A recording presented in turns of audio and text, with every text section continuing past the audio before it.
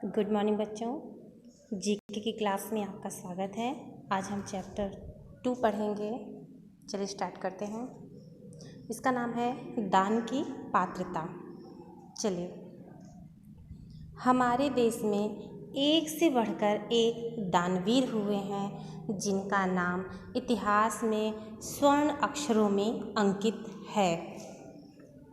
उनमें से महर्षि दधीचि, राजा हरिश्चंद्र, राजा हर्ष, राजा शिवी, दानवीर कर्ण आदि का नाम प्रमुखता से लिया जाता है। इन्होंने प्राणों को संकट में डालकर भी दान दिया। धन्य है वह माँ जिन्होंने ऐसे पुत्रों को जन्म दिया और वह मातृभूमि जिस पर इन्होंने जन्म लिया।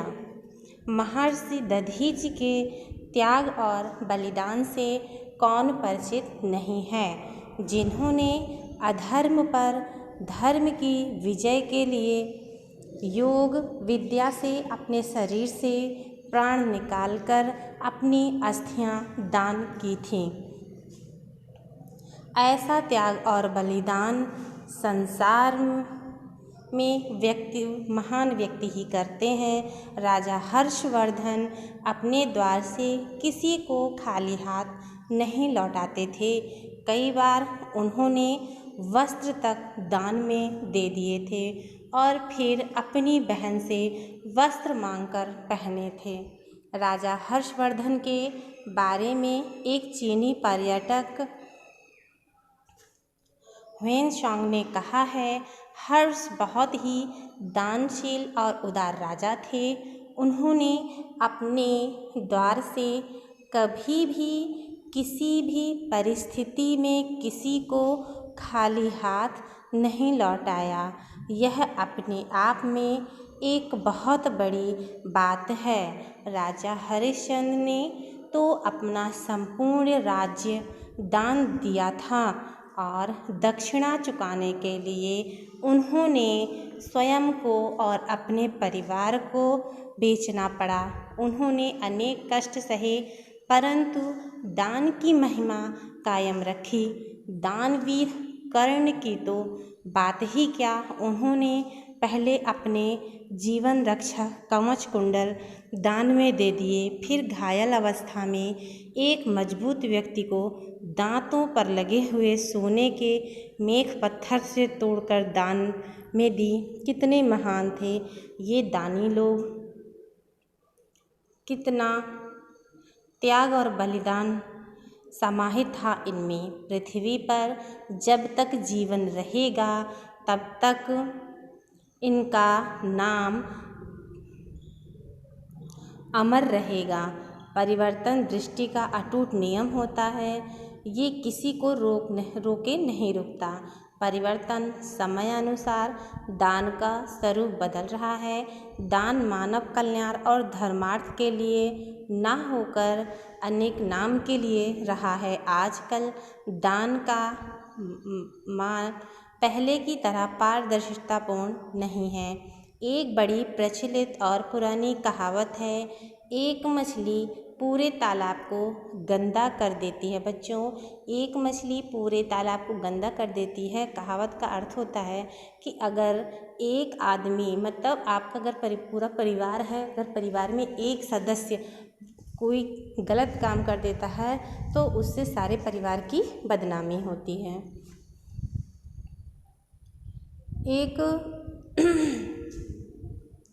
एक मछली पूरे तालाब को गंदा कर देती है। फिर है, इसका आशय है कि एक गंदा आदमी महान पुरुषों के आदर्शों को महत्वहीन करने की कोशिश करता है, परंतु इस प्रक्रिया से समाज में आंशिक बदलाव आता है। समाज में पारदर्शिता नहीं बनी रहती। अब समय बदल चुका है। रीति रिवाज, आदर्श, व्यवहार, कहावतें आदि सभी कुछ बदल रहे हैं।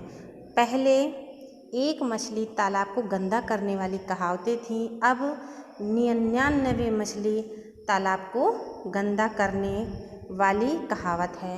अब उस एक पवित्र मछली को कैसे बचाएंगे? किस पार की नज़र से समाज पहचाने कि यह व्यक्ति दान का सही उपयोग करेगा?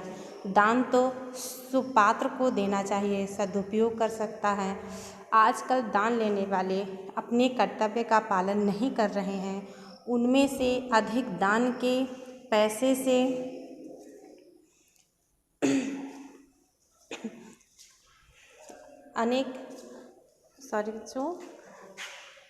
पैसों से ऐशो आराम कर रहे हैं। देखा होगा आप लोगों ने कि भिखारी भीख मांगते हैं और शाम को जाइए तो दारू पी के पड़े हुए हैं। एक से एक है कि दिन भर भिखारी भीख मांगेंगे, उनके पास जो बंगले हैं कि वो हम लोगों के पास नहीं हैं। दिन रात दान के पैसों का संचय कर रहे हैं। दान के पैसों को मानवता, धर्म, परोपकार, शिक्षा, स्वास्थ्य आदि के कार्यों पर खर्च करना चाहिए, जिससे दान की महिमा अधिक परिपक्व होकर मानवता का उत्थान कर सके। दान समाज की महत्वपूर्ण प्रक्रिया है। दान कई प्रकार के होते हैं, जैसे प्राणदान, शिक्षादान, अर्थदान, अन्नदान, श्रमदान आदि। सभी का अपनी अपनी जगह विशेष महत्व है। पुराने समय में एक राजा थे। वे दिन के आगमन पर ही हजारों लोगों को भोजन कराते थे। ऐसा करने वाले लोगों की भीड़ में वृद्धि होती गई। लोग भोजन करते और राजा को धन्यवाद करके चले जाते। एक दिन रात में ऐसा करने से भोजन करने वाले लोगों की भीड़ में वृद्धि होती गई। लोग भोजन करते और राजा को धन्यवाद करके चले जाते। एक दिन राजा परलोक सिधार गए, या मतलब कि उनकी मृत्यु हो गई।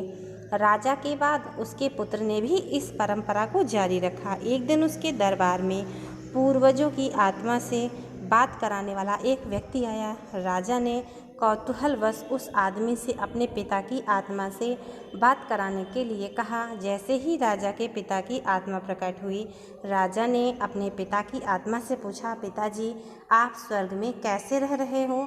पिता की आत्मा ने कहा, बेटा मैं स्वर्ग में नहीं नर्क में हूँ। इतना कहकर आत्मा अंतर्ध्यान हो गई। पिता की बात सुनकर बेटे को बहुत आश्चर्य हुआ। उसने उस व्यक्ति से पूछा, पिताजी तो प्रतिदिन हजारों लोगों को भोजन कराते थे, फिर ऐसा क्यों हुआ? उस व्यक्ति ने कहा, आपके पिताजी जिन लोगों को भोजन कराते थे उनमें ऐसे नवयुवक भी भोजन करने लगे जो हट्टे कट्टे थे। धीरे धीरे वे आलसी हो गए, जिससे उनका पतन हो गया। इसी अपराध के कारण वह नर्क में आलसी हो गए थे, जिसका उनका पतन हो गया। इसी अपराध के कारण वह नर्क में जीवन भोग रहे हैं। उस आदमी की बात को सुनकर राजा के पुत्र ने वर्षों से लोगों को भोजन कराने की चली आ रही परंपरा को बंद कर दिया। बच्चों, उपयुक्त बात से स्पष्ट होता है कि ज़रूरतमंदों को ही दान देना चाहिए। निठल्ले व निकम्मों को दान देने की कोई औचित्य नहीं है। जो व्यक्ति शारीरिक रूप से सक्षम है और वे दान मांग रहे हैं, ऐसे व्यक्तियों को दान नहीं देना चाहिए। दान देने की पात्रता को समझना चाहिए। प्यारे बच्चों, इस कहानी में हमको ये शिक्षा दी गई है कि जो दान होता है उसे सोच समझ कर करना चाहिए। जैसे कोई विकलांग है या नेत्रहीन है, गरीब है, उसकी मदद करनी चाहिए। बूढ़ा बुजुर्ग है, अब ये नहीं कि हट्टे कट्टे हैं तब भी भीख मांगने आ गए। अगर आप ऐसे व्यक्तियों को दान देंगे तो वो आपका दान नहीं लगेगा। प्यारे बच्चों, आज के लिए इतना ही। कल आपको क्वेश्चन आंसर और शब्दार्थ मिल जाएगा। Thank you.